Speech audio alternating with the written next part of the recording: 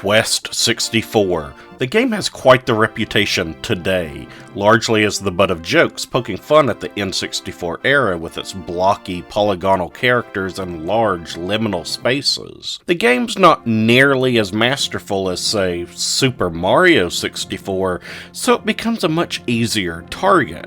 Still, the game benefited from colossal hype prior to its release that has since allowed it to assume its more notorious legacy. The Super Nintendo was a haven for excellent role-playing games, being the home for such classics as Final Fantasy VI, Chrono Trigger, Super Mario RPG, Earthbound, and numerous others. It only made sense then that gamers expected Nintendo's next home console, the Nintendo 64, to host similar experiences with even grander reach, thanks to the leap in hardware. However, once Final Fantasy VII became a smash hit on the Sony PlayStation in 1996, most every developer, too, jumped ship and eyed Sony's disc-based machine for their role-playing adventures over Nintendo's cartridges, which boasted less data and were more expensive than their CD counterparts. Regardless, owners of the Nintendo 64 and fans of RPGs were desperate for their role-playing fix in the summer of '97, a full year after the console had made its debut. Enter Quest 64, an adventure charming in appearance that promised a journey of epic proportions. So confident in its might that the developers put it right in the name, Quest, as if to say this was the quest to end all others. Final Fantasy, this was not. This was the quest, the only one that mattered. Fast forward to June 1998, and after a lengthy marketing campaign and months upon months of building hype as the N64's first true RPG video game, Quest 64 finally arrived, along with mixed reviews and minimal fanfare. While initial sales were good, they were simply indicative of fans desperate for something, anything resembling the RPGs on the Sony PlayStation. And soon enough, tepid reviews and poor word of mouth seemingly doomed Quest 64 as another disappointing title on the Nintendo's 64-bit console. But that was then, over 25 years ago, and this is now. Many players today grew up playing the title, perhaps because that was all that they had if they were a one-console household. Indeed, this game was a frequent rental for myself before I could afford a PlayStation the following year. Quest's delightful graphics, interesting character designs, minimalistic environments, and its overall legacy have made it into somewhat of a cult classic, and gamers shouldn't be surprised if they come across it in meme form while surfing online either. We know now that Quest 64 isn't near the magnificence of Final Fantasy VII, one of the most influential video games of all time, and we also know that the N64's legacy lies not with its RPGs. So, with that in mind, is Quest 64 worth revisiting today? Is it really so terrible to be relegated to a meme? Or is there a diamond hiding in the rough? Watch on as I attempt to find out. But before we begin, consider using your staff to whack that like button, charge up a spell on that subscribe button, and ring that notification bell so you'll know just which game I'll be covering next.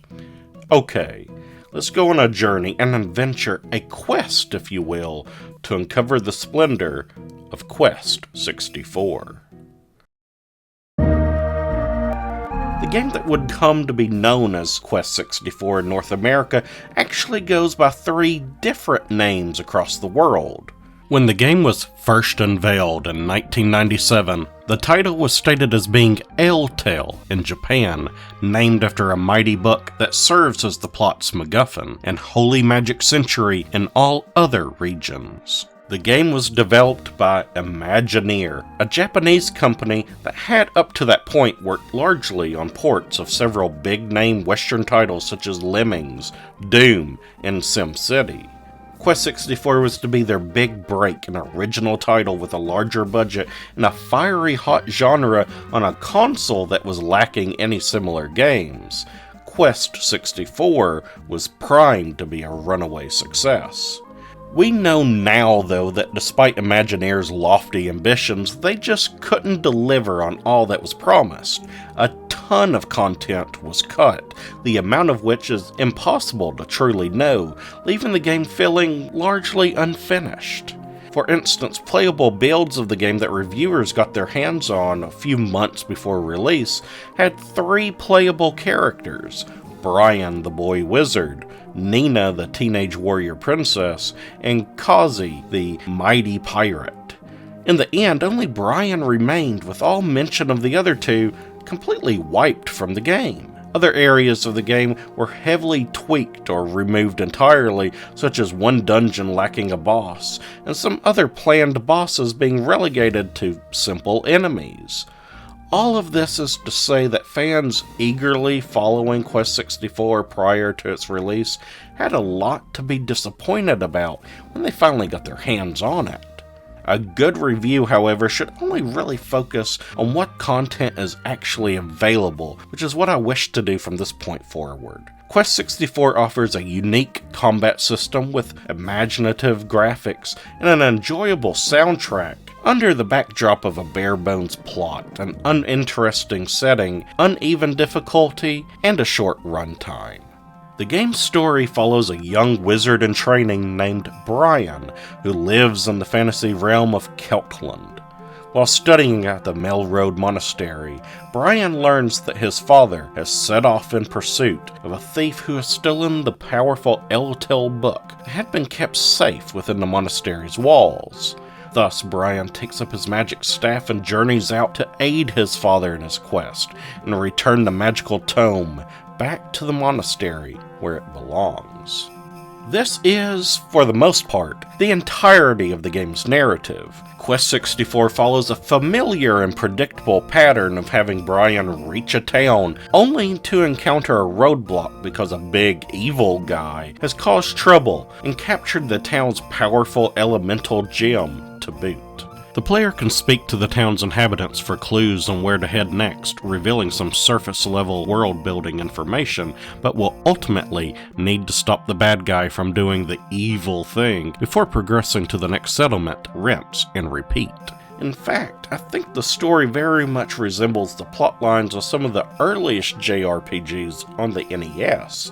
The original Final Fantasy and Dragon Quest games too progressed in the same way, but as mentioned before, the RPG genre had already graduated far beyond stories of go find the thing that the bad guy stole in order to save the world, compared to Final Fantasy VII's story that included environmental terrorism, existentialism, commentaries on the dangers of capitalism, and numerous plot twists.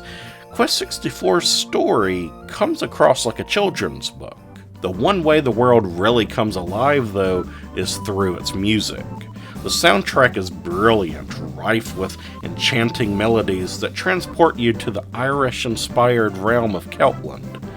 Each town and most environments have their own unique songs, giving them a burst of individuality despite many visual similarities. The game's score is composed by Masamichi Amano, who had previously helmed the music for the OVA series Giant Robo, The Day the Earth Stood Still, and would later garner acclaim for the film Battle Royale and its sequel, as well as the anime Stratos 4. Its classical roots really shine in Quest 64. Despite the hardware limitations, you could almost swear that these MIDI arrangements were actually performed by an orchestra. The only song I have a slight problem with is the battle theme. It's not bad per se, but the first few notes sound undeniably like Final Fantasy VII's own battle song. It's almost like Masamichi didn't know what combat music in an RPG sounds like, so he looked at the most popular example for inspiration and maybe came away a bit too inspired. Just take a listen.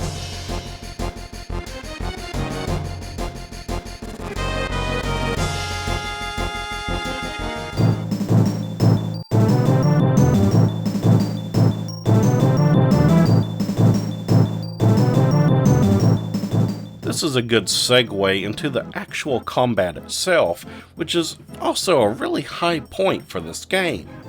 Like most JRPGs at the time, Quest 64 features copious amounts of random encounters that are conducted in a turn-based format. However, the similarities with most JRPGs ends there. As you can see, all battles take place in the exact location you encountered them while exploring. There's no transporting to another screen. The environment can also be used to aid or harm you in battle. Guard against attacks by hiding behind a tree, inhibit an enemy's movements by getting them stuck on another plane. These are both worthwhile strategies when facing your foes in Quest 64. Couple these aspects with the fact that battles tend to move at a quick pace, and you have one of the more immersive RPG experiences for 1998. During combat, players and enemies alike can maneuver about the battlefield to set up their next attack. Every battle takes place inside of a large ring, and during a turn, each character is surrounded by a smaller ring indicating their field of movement. Most all attacks in the game must be aimed, and are best used at a particular distance to its target. For instance, some spells like the Fireball will miss a foe if it's too far away, while the Water Pillar spell is only useful when in close range. What's especially helpful is that after an enemy begins to attack, players have a short window to move Brian out of harm's way, allowing experienced gamers to make it through some battles without taking damage at all. Escaping from battles is also done intelligently by ending your turn outside of the large ring that makes up the battlefield. It feels like you've actually ran away from battle. Because Brian is a wizard, combat is focused almost entirely on using spells. There are 4 schools of magic, each based on the elements of fire, water, earth, and air. Whenever you level up, you can increase the level of one of these schools all the way to level 50, earning new spells and increasing the power of the ones already known. There's a great variety of abilities to learn within each spell school, too. For example, wind spells can be used to send numerous weak air currents that home in on the enemy, or conjure up a powerful cyclone, or enhance your own agility to improve your dodging capabilities. Earth spells similarly consist of having a large boulder roll out in front of you in an arc to topple a line of baddies, or raining down rocks on a group with an avalanche, or strengthening Brian's defense with solid armor. My advice is to go for water magic first. Not only can players use Ice Wall and Ice Knife to have a chance of freezing enemies in place, forcing them to forfeit their turn, but the most useful ability in the entire game, healing, is only learned via investing in the Water School of Magic. As one may expect, MP is extremely important in a game where magic takes center stage. Fortunately, players won't have to monitor it too much like they would in other RPGs. Walking around on the world map will fill your MP supply with each step, and should you run low in battle, whacking a foe with your large staff will always give you a single MP point, too. Along with your magic points and health points, Brian can also gain points in defense and agility. These stats don't improve by leveling up, however, but by how much they are used. If you want to increase your defense, then you're going to have to take some hits. Need more agility? Well, then you're going to have to do a lot of running both inside and outside of battle. This is a system that's very similar to Final Fantasy II, or more recently the Elder Scrolls titles, although it's much more simplified here. While it works for the most part, it does come with some downsides, as it requires a lot more grinding than some gamers will be accustomed to, and can be easy to exploit if you know what you're doing. Defeating enemies and earning experience points will simply allow you to invest in one of the 4 spell schools, but these schools can also be upgraded by finding elemental souls while exploring. These tiny wisps are all spread out across the land, encouraging players to search every nook and cranny to locate them all. It's unfortunate that the world isn't all that interesting to explore, but at least exploration is actually rewarding. Quest 64 also does away with any kind of currency system, further removing it from most other JRPGs. Instead, characters and towns will gift Brian certain items if he doesn't have any in his inventory, and enemies will occasionally drop supplies as well. There are also numerous treasure chests to find, and holding onto their contents until just the right time is a key to survival. A lot of gamers will say that Quest 64 is too hard, and I would have to disagree. It can be a little confusing at first, considering the lack of currency to buy items and how stats are leveled up, but this just means that the game needs to be played a little differently. First of all, make it a priority to get the healing spell in the water element tree. Secondly, spend some time in the early game battling some weak monsters to strengthen your stats. You may have to waste some turns so you endure more damage, but since you'll be getting tougher in return, it's well worth it. I should also note that death in Quest 64 isn't that punishing. When you fall in battle, you'll be transported back to the last place you saved, but you won't lose any of the progress you made either. You'll retain all of your stat increases and items acquired, meaning you're going to be even stronger when you attempt that dungeon run again.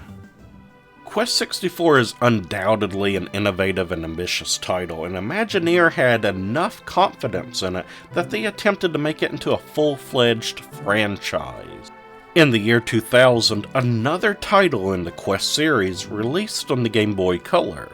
Developed by Atelier Double and published by Imagineer in Japan and Sunsoft in North America, Quest: Brian's Journey was essentially a demake of the Nintendo 64 title with an expanded upon plot.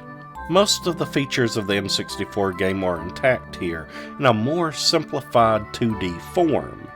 The real major difference is that battles now occur on a new screen, and the 2D plane means some spells work slightly differently. A lot of players may actually prefer this version over Quest 64 due to how much easier it is to line up attacks. Unfortunately, this title fared far worse than its predecessor, having lower scores, much worse sales, and almost no media coverage.